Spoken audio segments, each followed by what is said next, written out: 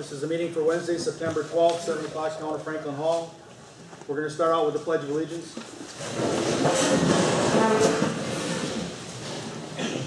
I pledge allegiance to the flag of the United States of America and to the republic for which it stands, one nation, under God, indivisible, with liberty and justice for all.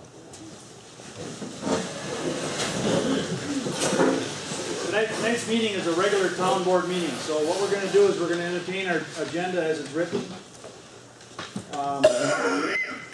In one part of the agenda, we have Paul Millis, the town's attorney, is going to present for the moratorium and another review of our ordinance.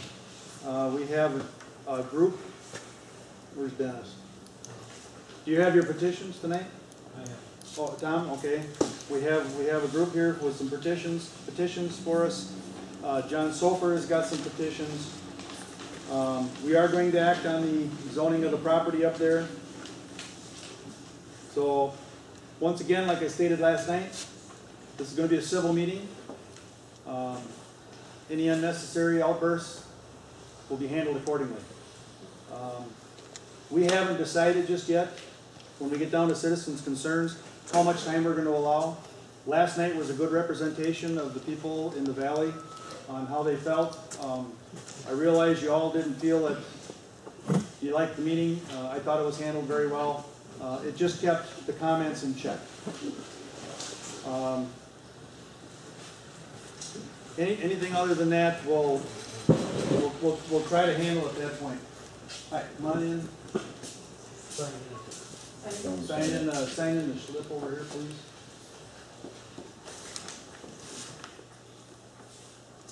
All right, now we're going to move to Paul Millis is going to explain the moratorium.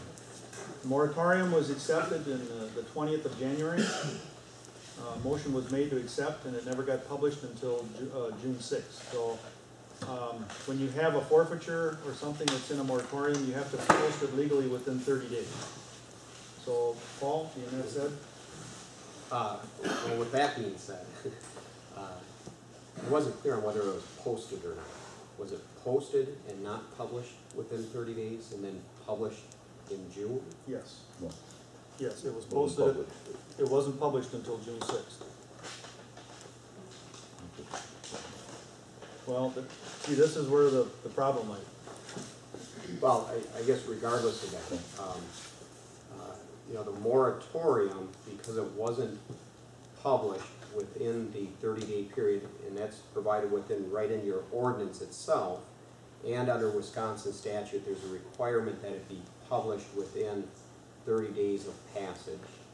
The forfeiture would not be able to be imposed. Okay. So there's no question about that. If there's a violation of your moratorium because it wasn't published within that 30-day period, the forfeiture wouldn't be able to be imposed. The underlying moratorium itself for preventing any new mining operations or expansion of any existing operations may be enforceable. Okay.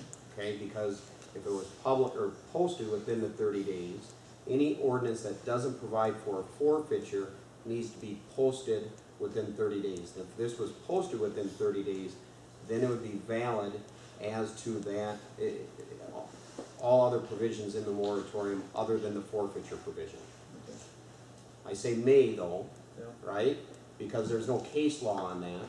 So my recommendation to the town board would be, if you want to have a moratorium, that you should pass the same ordinance tonight, have it posted and published according to law, and it will go into effect upon publication then. That way there is no question on whether or not it is enforceable as a moratorium and whether or not the forfeiture is something that you can impose. Okay. So, that being said, do we want to go and remake the motion to reestablish the moratorium as it's written with the forfeiture?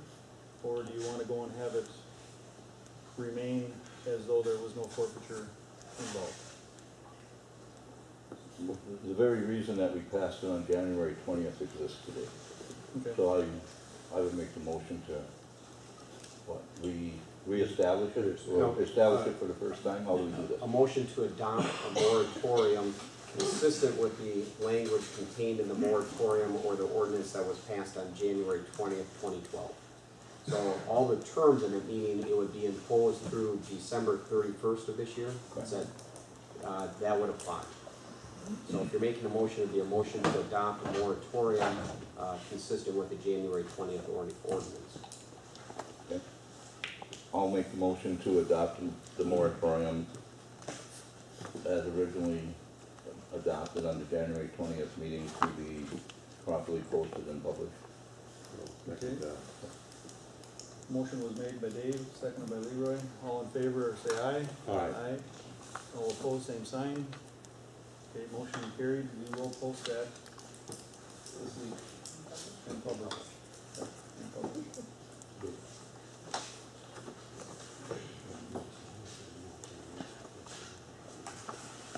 And Paul, we gave you the ordinances, so if you'd like to talk about that. The town has, I believe it came out of the planning commission, right? Yes. After pretty lengthy discussions and meetings. Many. Many, yeah. So, I reviewed it this week and, it almost mirrors the town of Howard ordinance.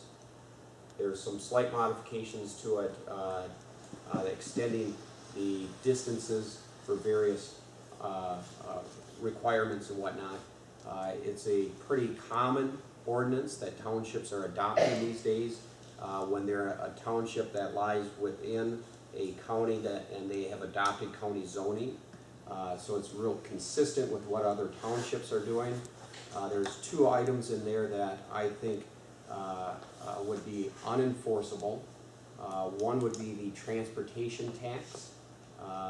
Under the ordinance, it provides for 15 cents a ton or 21 cents a ton of as a transportation tax.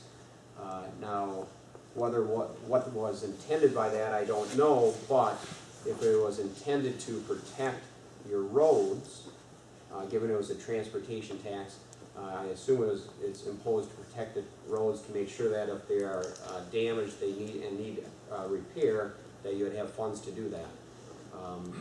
Under Chapter 349 of the Wisconsin statutes, you already have that authority. So you don't even need to have an ordinance on your books to tell any type of operating entity, whether it's a mining company or some other entity that would come into the township and is causing or is likely to cause damage to your town road, you would be able to post that road and prevent them from using it until you're able to reach an agreement with them regarding the repair and maintenance of that road.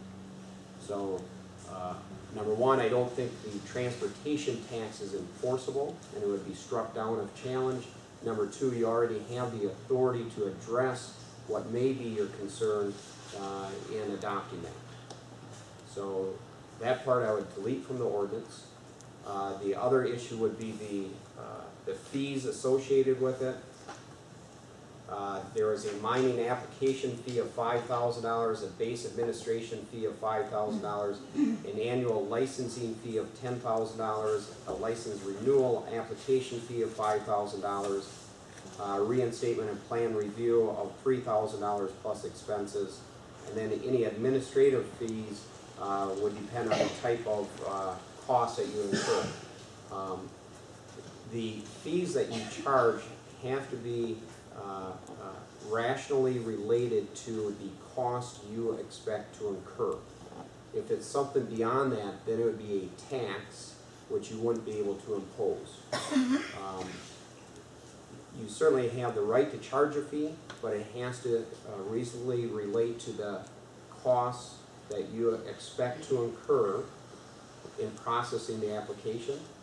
The provision in there that allows you to hire an expert, such as an engineer. A lot of townships and counties do that, and pass that cost on to the entity that has made the applicant. That's something that you can do. But the fees, the flat fees imposed, they appear to be excessive, and they appear to be a tax rather than a fee. So I think you need to modify those fees keeping the language in the ordinance that allows you to pass on the costs for any experts that you retain to help administer the application and review the application. So those are the two things. Otherwise, I think the ordinance is good.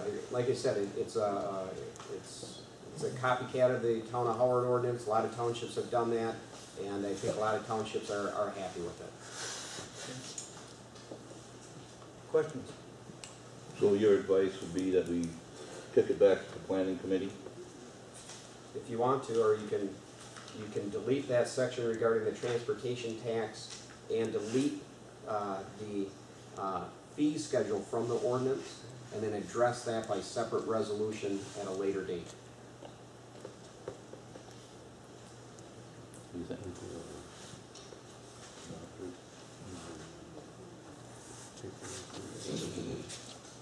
I personally think we ought to kick it back to the planning committee. The whole Have them thing? redo it, yep, have them look it over, and,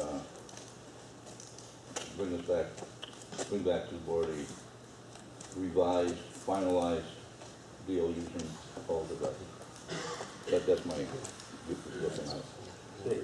And I can get that to Donna this next week. Okay. All right, motion to bring the, Well, you don't need to make any motion.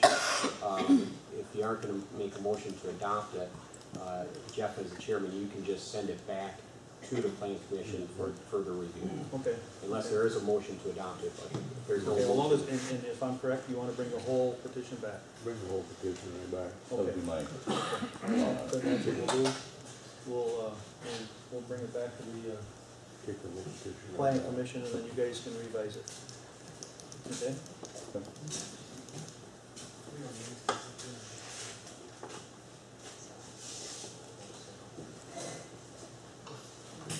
Paul, you got any notes on that?